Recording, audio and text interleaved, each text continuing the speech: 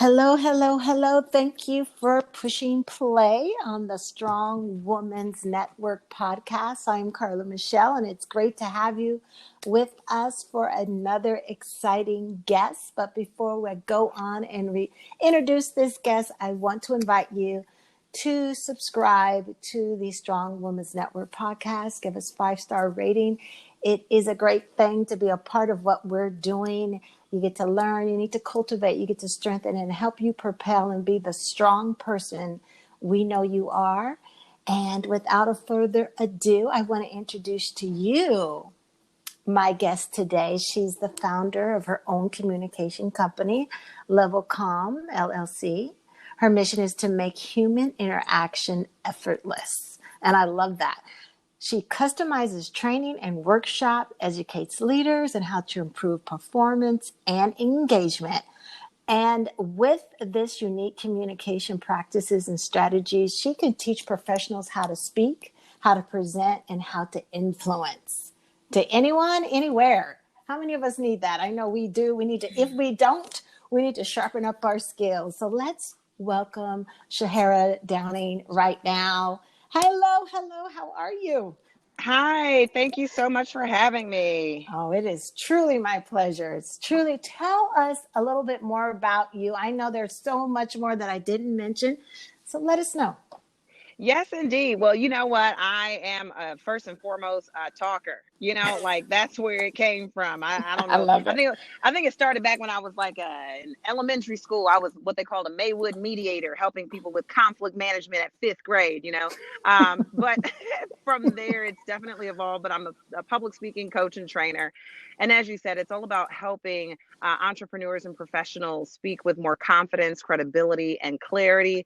And I know that there are people out there who, when they speak, they want their charisma, they want the je ne sais quoi, the X factor. All of that Mm. comes into play, and I know that that makes a difference for how confident people feel whenever they have to open up their mouth. And that's what I say. Public speaking is every time you open up your mouth and some words come out, right? And if there are other people listening, you hope that you're leaving an impression, that perhaps you're influencing them in a manner that you would like. So with that, I work with companies globally as well.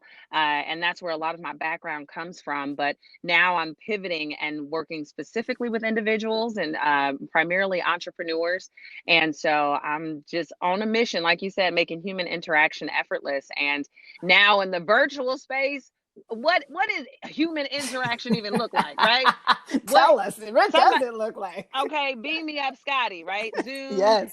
we have GoTo, webinar, all these different things. And so now that's even changing the way that we communicate. So even helping people make that human interaction more human-like, even in the virtual space. So that's my little rundown. I love it. I love it. And so, speaking of this, and you being a self proclaimed talker, on your Instagram and your IGTV, you were discussing you had some great topics, but what's been happening lately with these debates, you touched on something really, really key. And I just want to go over this title. You talked about you want to speak up, but they won't let you. Can you Mm, give us some some detail on that? mm. Yeah, so here's the thing. It was like magnified at these presidential debates and the vice presidential debates. But that is a magnification of something that happens day in and day out in corporate America, just for example. And I presume that your audience has perhaps a lot of professional women, and Mm-hmm. you show up to work. And I'm going to also maybe gather that there are some women out there, some women of color, some Black women out there, Mm-hmm. and you want to speak up, but oftentimes people interrupt you. Oftentimes, not only do they interrupt you, but sometimes they'll interrupt you to really rephrase something that you just said. And it can create such a frustrating and really demoralizing environment to work in. And at the end of the day, you sometimes feel defeated. Mm-hmm. And sometimes you're having to face these same people on a daily basis. And so, when it was highlighted and magnified at the presidential debate, it's like, oh my goodness, it's like playing double dutch. Like, how do you get a word in? So for everyone who's listening, it's like, I want you to think about that situation, that one time where it just felt like it was pulling teeth trying to get a word in, trying to find that right opportunity to interject, finding that precise moment to introduce your own ideas. And that could be very challenging, especially when you're having conversations or trying to collaborate with people who are dominating conversations. Carla, have you ever been in a situation Oh, like that? oh. Recently and over again. Yes. Yes. So Yes. we don't have to go too far back into the memory bank to recall that situation. And after, I'm gonna just call it what it is, the debacle of our presidential debates. I had a colleague of mine who is a host for a television station in Chicago, and she's like, "Sherhara, can you please come on and have some words about this?" And that's really, so what I shared on that TV segment is what I shared on my Instagram. So I definitely hope to share some of those tidbits with your audience. But that's kind of where it all came from, of course. Ah. And it's like, what do you do though? Yeah, You what do know? you do? Because it was rude. It's rude. Okay, I'll Mm-hmm. speak from my experience. Mm-hmm. It's rude. And at times, Shahara, could make me doubt my need of being in the meeting. Mm-hmm. If what I say is either repeated by someone else and they could actually feel like they deserve the accolades for the idea, or it's frustrating and you just want to stop. And even in these debates that are going on, you can see frustration. You can see, so anyway, I'm going to stop. Give us tools, give us Okay. tips, because So it's real. I'm also going to add in the most recent vice presidential debate as well with Kamala Harris, Senator Kamala Harris. Please. And, she had some, it wasn't as bad as the first one, but she had some challenges too. So there's one addition that I'm going to add to what I shared in that original IGTV. And I did a separate one just for, in reference to the advice. I say it's advice that Kamala Harris gave us. But the first three things, and I'm just going to put these together, is when you find yourself in that situation, one, remind yourself to be present. Because if you're exiting the present moment, you're probably entering spaces called anger, frustration, and you're probably saying things like WTF, like, no, he didn't. Like, really? Oh, is that what we doing now? Like, can I not? So you enter into your head and you start to recycle the frustration that you're experiencing in that moment. And I say, when you're in that present moment, try not to be so consumed by the rudeness and them being inconsiderate, but be present about, and I know it's gonna suck when I say this, but what they're Please. saying. Just Mm-hmm. just listen to them and be like, okay, all right, I hear you, because in a way that will distract you from your own frustration. Good. Because your frustration, then when you finally get an opportunity to get in there like swimwear, that frustration is now going to come out on every word. Mm-hmm. And then you tend to lose your message, and then you tend to lose your train of thought, and then next thing you know, you're like, fudge, I had it all together at first and they got me all, frustrated, and now you lose yourself in that. So Mm-hmm. in that present moment, as you start to feel your temperature rise, as you start to just get frustrated because this person is being extremely inconsiderate, take a deep breath and just be present in that moment, because there will also be an opportunity for you to share at some point. So be present. And the second thing I would say is be patient. And Kamala, girl, she was the epitome of patience. Okay, you saw it in her face.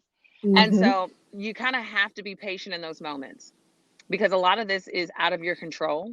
So you're being patient until that moment where you can take control. Yeah. And then the last P that I'll offer in this is to also be persistent. And in that persistence is exactly what Kamala did. And if you got a pen and paper, I want y'all to write this down. You got a pen and paper, Carla? I got my You I got got my yours. iPad. I got You got your my iPad. Okay. I'm speaking.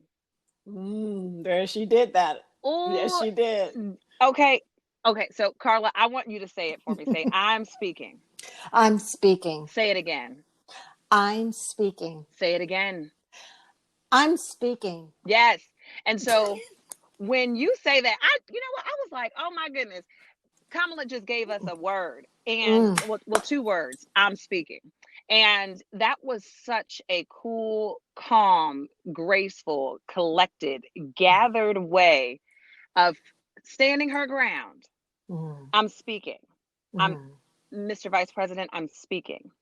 And that's where her persistence showed. That was a prime example of persistence. I'm speaking. Yeah. And so that is when you're having these difficult conversations and someone is interrupting you, someone is not affording you the space to share your voice or your thoughts or your insights. First say to yourself, I'm speaking. I'm speaking. Mm-hmm. I don't know That's when they're a, going to give me an opportunity to, but I'm speaking. And you're mm-hmm. going to claim that first. And Exactly. then when you finally do have the opportunity to speak and if they're interrupting you, just say, "Excuse me, I'm speaking. Excuse me, I'm speaking." I I thought that was love it. great.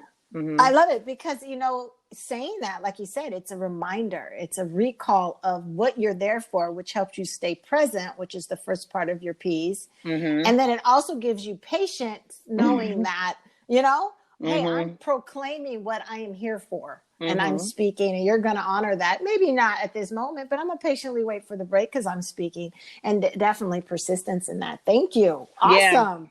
The And three P's, the ladies three and P's gentlemen. and the affirmation and the Mm-hmm. other thing that I would like to add just about that I'm speaking part is we have difficult conversations with other people, but we also have difficult conversations with ourselves. And sometimes it's not someone else's interruption that stops us from speaking up. More times than not, it is our own thoughts, our own fears, our own doubts, our own insecurities that interrupt us from speaking before we even get an opportunity to let some words roll out of our mouths. Mm-hmm. So in this, Kamala also showed us how we can combat those interrupters, those second party interrupters. But she also gave us an affirmation to combat that first party interrupter, which is ourselves, how we get in the way of how we speak. So if ever you all are in a space and you want to speak up, but something's holding you back, like you're biting your Mm-hmm. tongue, cat got your tongue, say to yourself, I'm speaking. I'm Oh, that's speaking. good. That's good. Empower yourself and say that. So, That is so good because when working with entrepreneurs or executives, you have seen this as well, is that there are times when you do not, or under management, that they are not letting their voice be heard. And what a good key, what a good affirmation, what a good proclamation, to remind them. Awesome. You know what I want to mention too, and I know mm-hmm. you have more for us, but do you believe that that was a tactic after a while, that in this debate that they just decided to use? Maybe the Republican Party says, we frustrate them, we get them off their game, let's just interrupt and interrupt and interrupt. And that could happen in the business world, that there's a tool that could be used to throw you off your game. What do you think about that? Am I just making it too deep? No, I definitely decorum or the lack thereof has become a tactic, right? Mm-hmm. There's, you know, a lack of grace and just a overall lack of professionalism. And I think it is cloaked and covered and drenched with privilege. Mm-hmm. So if that's the tactic, we all combating it all the time if you're not white, basically, So and Mm-hmm. And I think that when people find themselves in spaces of authority and they're abusing their leadership, that's where we see it. And so I don't know if it was quite an intentional tactic as it is more so a subconscious tactic, one Mm. that has been afforded to them from the Mm-hmm. beginning. But I think that it became so much more evident and glaring because I believe this administration just has no class. Mm-hmm. And we do deal with people in the Mm, world with yes, no with class. no class, okay.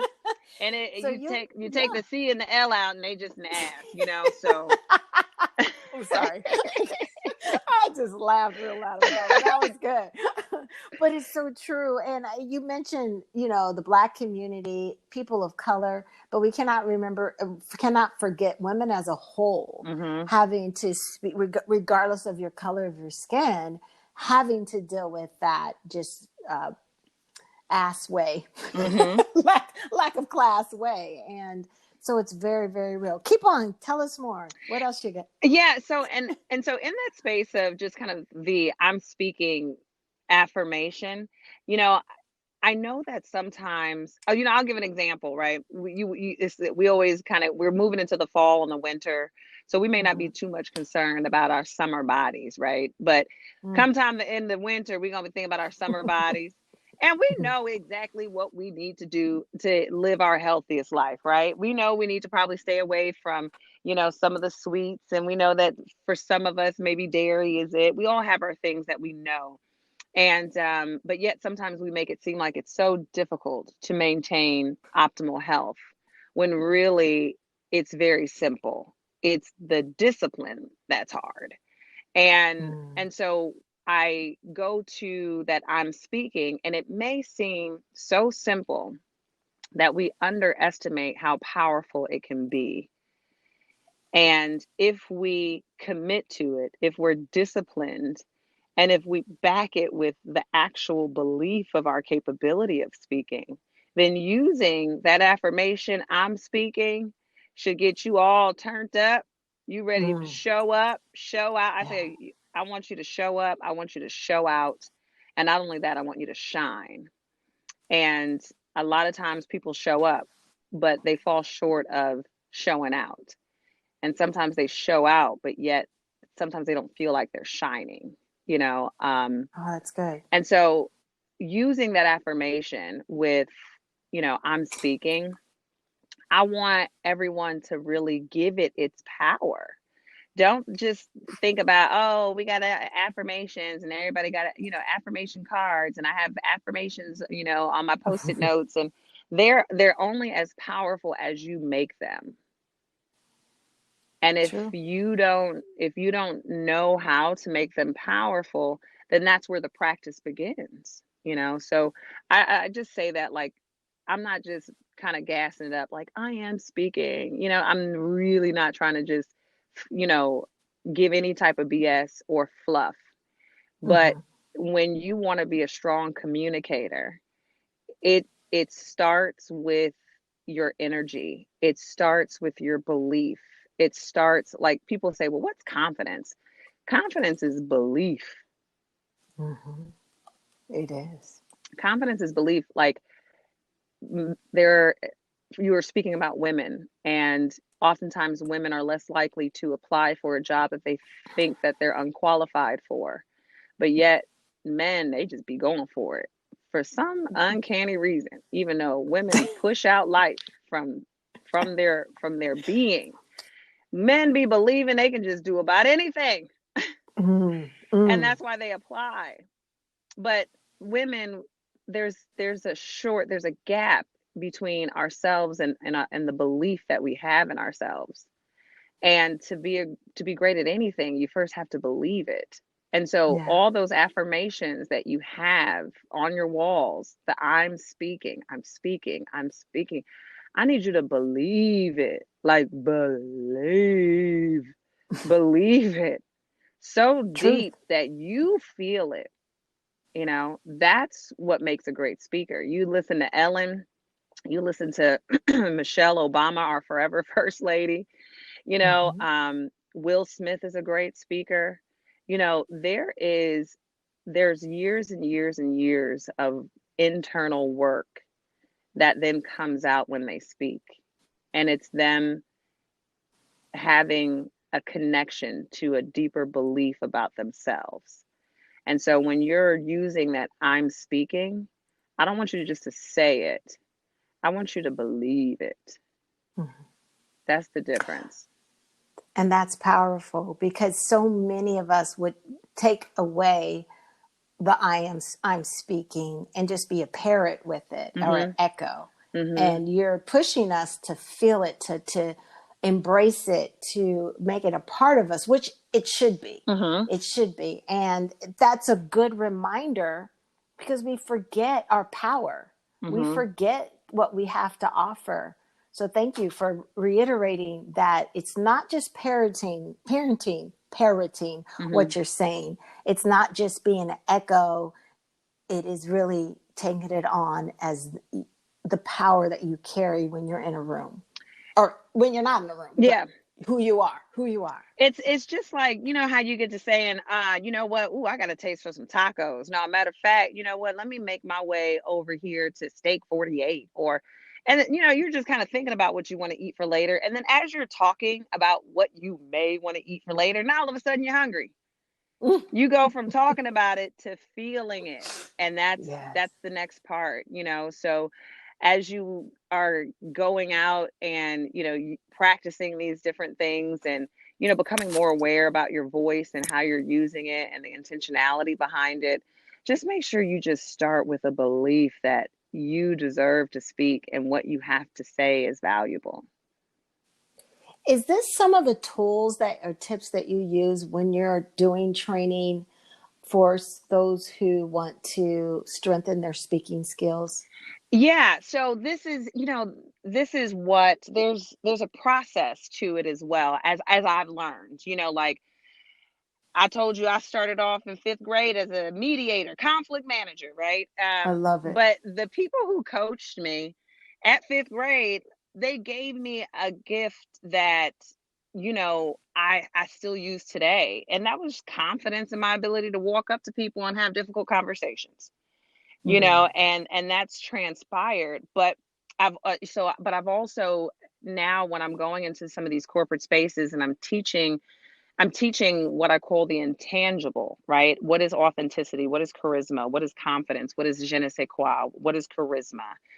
What is Mm. persona? What is presence, right? Like these are the things. You could be a great speaker, but you may not be dynamic. You may not be Mm. memorable. You may not leave people wanting more. And oftentimes Mm. that's exactly what people want.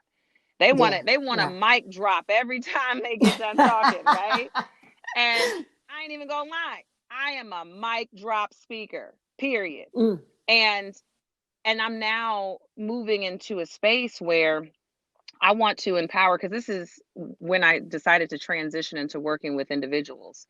I was on the B2B side and now, you know, I would say I'm in the B2C, but you know, I would walk into these corporate spaces and I'd do some of these trainings and workshops and I'd see all the women like just kind of excited to see a young black girl, you know, leading Mm-hmm. a workshop, right? And then they'd have questions for me afterwards or they'd you know, request me on LinkedIn and I just knew that they were hungry for more.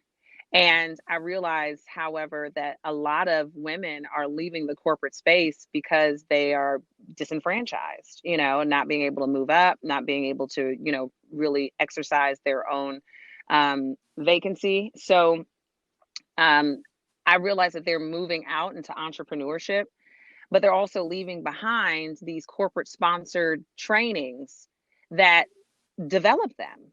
And so I decided that I wanted to take my best skill set, my best talents, and give it to the people who I actually like to keep company with, and that is women.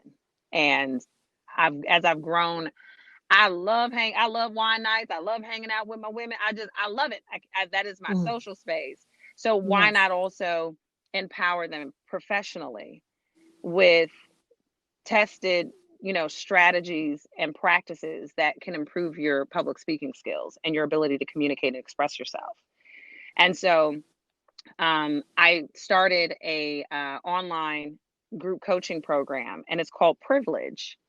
And I called it Privilege because I want to level. Do how can we level the playing field of privilege?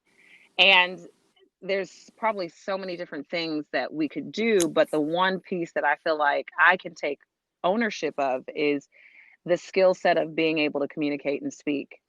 And my ability to speak and communicate effectively and powerfully has given me, a privileged life in my own way.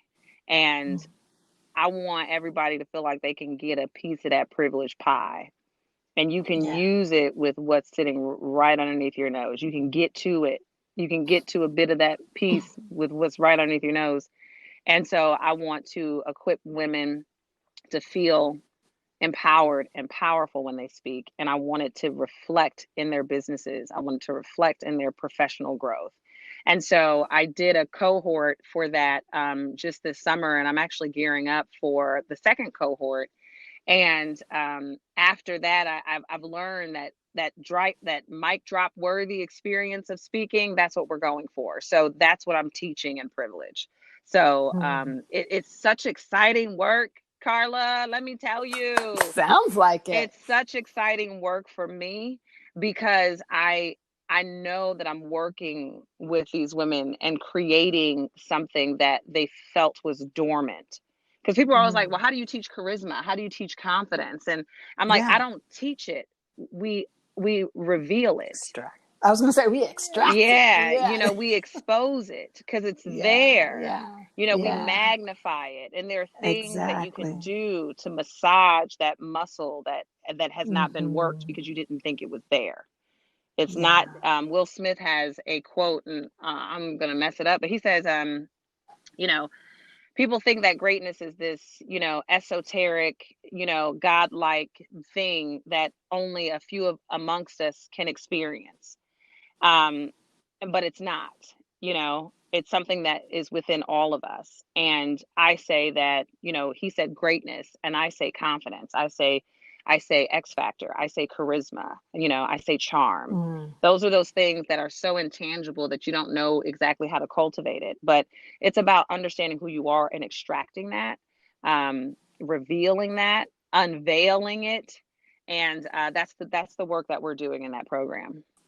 I love it. So when does this program start for the Yeah, listeners? actually, if people want to follow me on Instagram at Sherhara, that's Shero. Oh, you have it in the notes. Look, I know my name Yes. is like a But you small. can still say it Yeah, though. okay. Please At say it. at Please say it. at Shahara. That's it.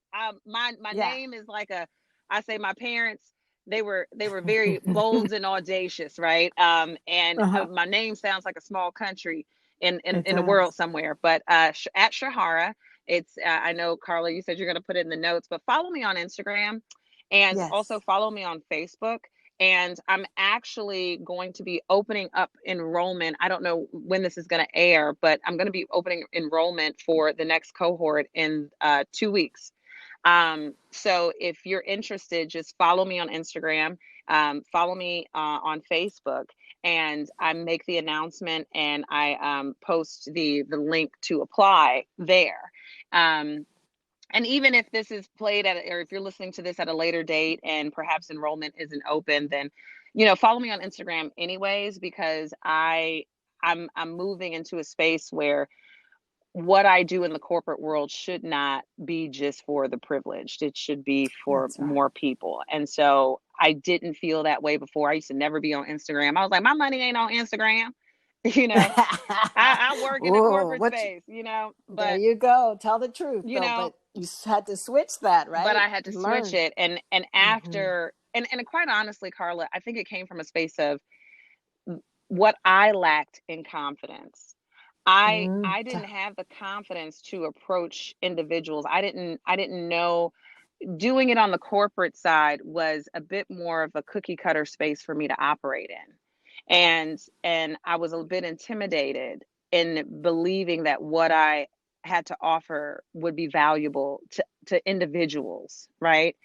And I Mm. didn't know exactly how I would, you know, package what I do in the corporate space to, now the consumer space. So there was a lot that I had to, start to believe within myself about what I was teaching in the corporate space and how it could be valuable in the consumer space. And so I had to get over the fear. I had to get over complacency. I had to get over just being comfortable. I had to get over, I had to look at myself and say, what's my legacy? What am I trying to leave behind? What am I trying to build? Who am I really Love it. empowering? So I had to do my own internal work to know how I Yes. wanted to move forward in business. And that's why I said this is such exciting work, because I feel like, spirit has just busted out with inside me. And now Mm. I feel charged. I'm Yeah. like, I don't know, I feel like an X-Men character with like ice running through my veins, not because I'm cold hearted, but because I got like power in some other type of way. Yeah. I love it. No, I So love it. so I yeah. love it. That is dynamic because you, with your empowerment, you're empowering others to a different level. And thank you for your vulnerability and just being honest, because many would think, hey, she doesn't lack confidence, but yet there are always little things that we have to do the self check and make sure we're not missing out on the next step. Mm, This pandemic has put people where they have to check into the next step and find out what's holding them back from moving forward. And usually it's our own self. And that's what you found out. yep. So I love that you're having something in the next 2 weeks, and this should come out before that. So that helps. And if Okay. they're listening after, that still helps because they can follow you. Spell your name for them. So it's at, go ahead. Yep, it's at Sherhara, Sherhara. There we go. Yep. And I love it. It's called privilege. It's something that is going to teach you, listener, that you have something in you that needs to come out. Mm-hmm. And you need to let this powerhouse bring it out of you. Yes. So in closing, Mm-hmm. oh, and I wanted to add that before I say in closing, this is a key time, listeners, that we are ending the year, sadly for some, happy for others. But sadly for some is what I mean is that you did not get to accomplish what you wanted to accomplish the way you wanted to accomplish it. And one of those things that you want to accomplish was to learn how to talk within your power and your insight and your impact. This is an opportunity to help you start 2021 in a new way with a new mindset and a new outlook. So avail yourself to the opportunities that are being offered today, that are being offered by many great women that are connected in. There's been a man on Mm-hmm. this podcast, but they're offering. But make sure that you take and you push yourself or propel yourself by what is being added here today into your life. So in closing, Mm-hmm. so this is the end of the year. 2020 is what it is. But what words of wisdom that you can share with us for 2021? I would say gratitude. Um, gratitude, gratitude, gratitude. Yeah. Primarily Yeah. because this has been a trying. Okay, there's this Mm. meme that's out right now that says, "Don't try me, try Jesus." Um, and Hey. and I think that is a sentiment where it's just this has been a very trying year between um, political, you know, uh, the pandemic, civil unrest. People are losing jobs, people are losing lives, and yet we're still trying to find the capacity to smile, to live quote unquote normal. And throughout all of that, sometimes it's hard to see the silver lining. And for some, it may be easy to see it because maybe some opportunities have been presented that have brought you some type of prosperity. But whichever experience you've had this year, there's still something to be grateful for. And I believe that gratitude can uplift you, and gratitude can also ground you. And I feel like gratitude is a great balancer, and it's not a neutral space, but I just find it to be, when you can express gratitude, when you can take moments and recognize the things that you're grateful for, it puts you in a present moment, that at least in that moment, in expressing gratitude, you have peace and you have something that you're grateful for. So whenever you're feeling overwhelmed by this year and perhaps uncertain about what's to come, just put yourself back in the present moment and write down a couple of things that you're grateful for, and build that out through the rest of the year. And come time New Year's Eve, look at those notes and reflect on all the things that you can say that you're grateful for. And I think that's a great gift that you can give yourself at the end of the year. I love it. I love it. Thank you so much for your time. Thank you for your wisdom.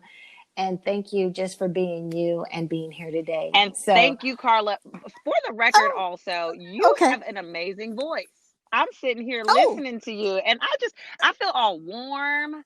Like there's such color in your voice. It's almost like if I were to see a rainbow and a voice was behind it, I would put your voice at it.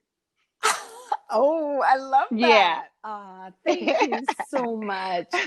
Thank you so much. And I'm so glad to have, I'm glad we've met. It's been a couple of years Yeah, now, and like we 2 years. met Yeah. by chance, and I'm so glad we stay connected. Collaboration is so much better than competition. Hmm. And I'm so glad to, I mean that with sincerity. And so it's just great to see all that you do. And I love your, there was something you used to say with your Instagram. We used to get on gram On the and something, gram. I don't, On the on gram, the right. gram. I do everything on the gram. If I'm eating tacos, I'll be like, tacos on the gram. Yesterday was my brother's 30th birthday, and I was like, dad on the gram, mom on the gram, fam on the gram, like, so. There you go. And see, ladies and gentlemen, this is what you're going to get. Go ahead and follow her. Get involved in what she has. Get some of that energy. Let it spark you. Get some of that ice in your veins. Yes. All right. Thank you so much. And everyone, have a great evening or day whenever you're listening to this, and many blessings. Talk